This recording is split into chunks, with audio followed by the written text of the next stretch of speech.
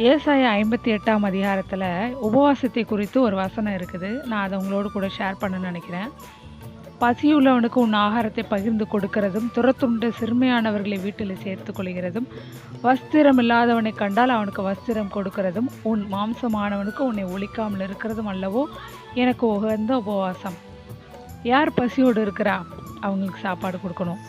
யார் வெளியே விரட்டப்பட்டிருக்கிறா வீட்டில் சேர்த்துக்கொள்ளாமல் அவங்கள வெளியே விரட்டுறது யாரோ, அவங்க விரட்டப்பட்டவர்கள் யாரோ அவங்களை சேர்த்துக்கொள்கிறது. வஸ்திரம் இல்லாமல் ஒரு உடுத்த துணி கூட இல்லாமல் இருக்கிறவங்க யாரோ அவங்களுக்கு தேவையான வஸ்திரத்தை கொடுக்கறதும், நம்ம கூட இருக்கிற மாம்சமானவர்கள் யாரோ அவங்களுக்கு, நம்ம உடன் பிறந்த உற்றார் உறவினர்கள் யாரோ அவங்களுக்கு நம்ம ஒழிக்காமல் இருக்கிறது தான் அவருக்கு உகந்த உபவாசம். அப்படி இருக்கும் பொழுது தான் நம்முடைய விடியற்கால வெளுப்பை போல உன் வெளிச்சம் எழும்பி உன் சுக வாழ்வு சீக்கிரத்தில் துளிர்க்கும். இந்த வசனம் அதனால தான் சொல்லியிருக்குது.